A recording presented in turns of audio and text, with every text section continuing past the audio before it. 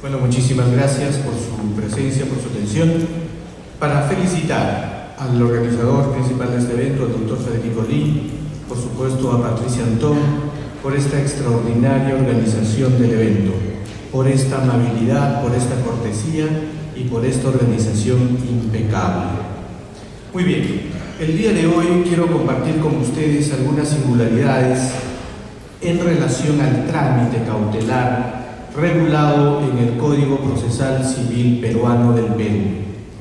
El artículo 637 de nuestro Código Adjetivo regula el trámite cautelar. Pero antes de hacer referencia a este trámite cautelar de nuestra norma actual que data del año 1993, permítanme hacer una referencia al anterior Código Procesal Civil, el denominado Código de Procedimientos Civiles del año de 1912, de inicios del siglo XX.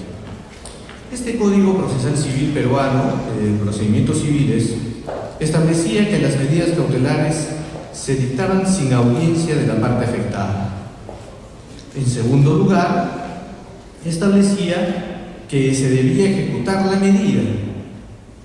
Y en tercer lugar, que ejecutada la medida, recién se podía permitir un medio de defensa por parte del afectado.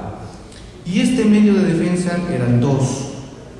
En primer lugar, podía formularse una apelación contra el auto que dictaba la medida cautelar, en cuyo caso se formaba un cuadernillo, se elevaba a la instancia superior y eventualmente luego de 2 meses, 3 meses o 6 meses se resolvía para confirmar esta medida o para dejar sin efecto esta medida, ocasionando en el camino, en el caso de una medida manifiestamente incorrecta, exagerada o infundada, los daños correspondientes al litigante demandado en el proceso.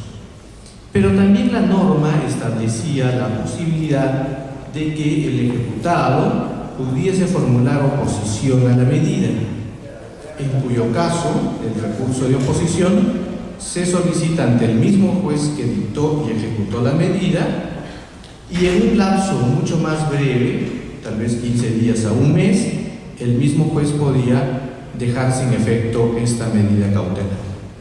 Consecuentemente, el ejecutado podía optar, y de hecho que optaba en la mayoría de las veces, por solicitar la oposición ante el mismo juez. Muchos años después, en el año de 1993, se deja de lado el Código de Procedimientos Civiles y se expide el novísimo Código Procesal Civil Peruano. Y en materia de medida cautelar, regula el trámite, indicando una situación muy similar a su código anterior. En primer lugar, establece que la medida cautelar se dicta sin audiencia de la parte afectada. En segundo lugar, se establece que no se va a admitir ningún medio de defensa por parte del ejecutado hasta que la medida esté ejecutada, debidamente cumplida, y establece como mecanismo de defensa la posibilidad de recurrir al recurso de apelación. Como advierten ustedes, es exactamente igual que el anterior. Y en el plano de la práctica tenían que pasar 4 meses, 6 meses, hasta que una instancia superior revisara la bondad de la resolución de primera instancia y eventualmente la dejara sin efecto. Y no estableció el recurso de oposición. Consecuentemente causó demasiado malestar, injusticia, inequidad en aquellas resoluciones judiciales donde se dictaban medidas cautelares de manera indebida. Tuvo que esperarse hasta el año de 2009 para que recién en el año de 2009, a través de una modificación, se introdujera la figura de la oposición a la medida cautelar. Lo mismo que había establecido el Código de Procedimientos Civiles 100 años atrás. Quiere decir que retrocedimos 100 años para volver a la misma regulación. Y por tanto, a partir del 2009 y hasta la actualidad, dictada una medida cautelar y ejecutada una medida cautelar, se puede plantear el recurso de oposición ante el mismo juez. No entiendo por qué esta regulación establece, como el Código de Procedimientos Civiles anterior, la restricción severa al derecho de defensa del ejecutado, al dictar la medida sin audiencia previa. Lo mismo hace el novísimo Código Procesal Civil de 1993, de finales del siglo XX y vigente en el siglo XXI. Ahora bien, establecido esto, causa una mayor impresión el advertir que en la justicia arbitral las medidas cautelares se dictan de modo diverso. No solamente de modo diverso, sino además de modo contrario. ¿Qué quiere decir? Que cuando se solicita una medida cautelar ante un árbitro, el árbitro dicta la medida cautelar con audiencia del afectado. O sea que la justicia cautelar difiere del trámite de la justicia civil. Y excepcionalmente se podrá dejar de poner en conocimiento la medida cautelar si es que la eficacia de la misma corriera riesgo. Por tanto, tenemos una regulación de un modo, sin audiencia del afectado en la justicia civil y con audiencia del afectado en la justicia arbitral. Por si esta incongruencia normativa en el mismo país fuera poco, en la justicia constitucional se establece que las medidas cautelares se dictan sin audiencia del afectado, igual que en el civil, pero hace una excepción. Y la excepción consiste en que si la medida cautelar en el proceso constitucional afecta un acto administrativo de un gobierno municipal o afecta un acto administrativo de un gobierno regional, entonces sí debe ponerse en su conocimiento. Con lo cual tenemos una triple regulación en un mismo país y tratándose muchas veces de situaciones de características similares y sin que nadie haya justificado debidamente la razón de estas incongruencias.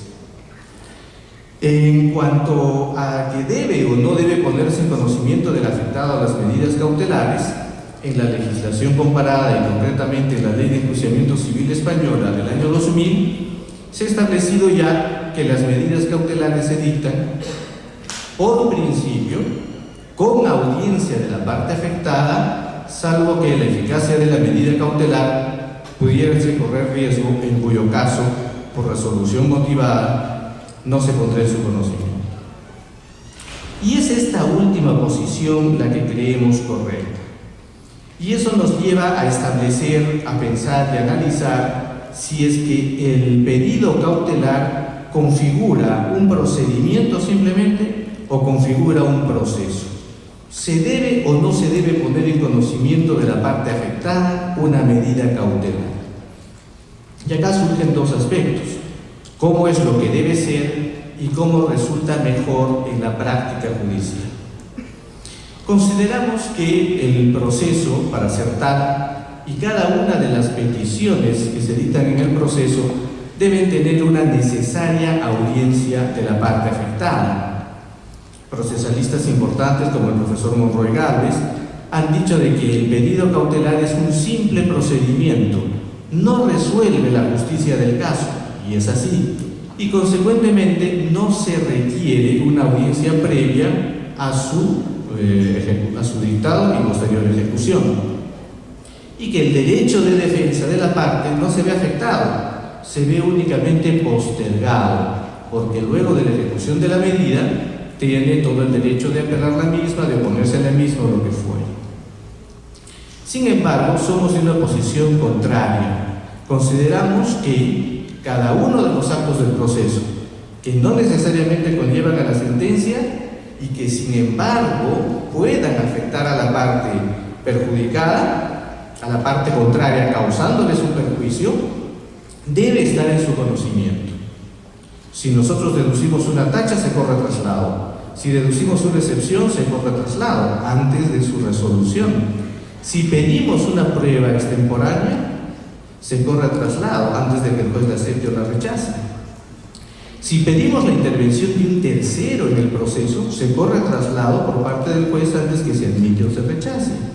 Consecuentemente, con cuánta mayor razón una medida cautelar gravosa, perjudicial, limitante de un aspecto patrimonial o de otra naturaleza, que puede conllevar y cargar la parte ejecutada hasta el final del proceso, tuvo que haberse dictado sin su audiencia previa. Yo escuché en las clases de nuestra maestría que una de las mejores formas de aprender derecho procesal era asumiendo las figuras jurídicas en nuestra propia persona, asumiendo las figuras jurídicas en carne propia. Y cada uno de nosotros podría preguntarse: ¿te gustaría a ti que se dicte una medida cautelar? ¿Te parecería correcto que se dicte una medida cautelar en tu perjuicio? ¿Con audiencia tuya o sin audiencia tuya? ¿Cómo te parece mejor o más correcto?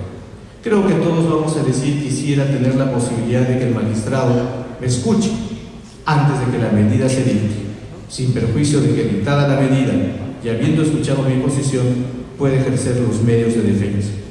Y esta es la postura que nosotros presentamos a este Congreso.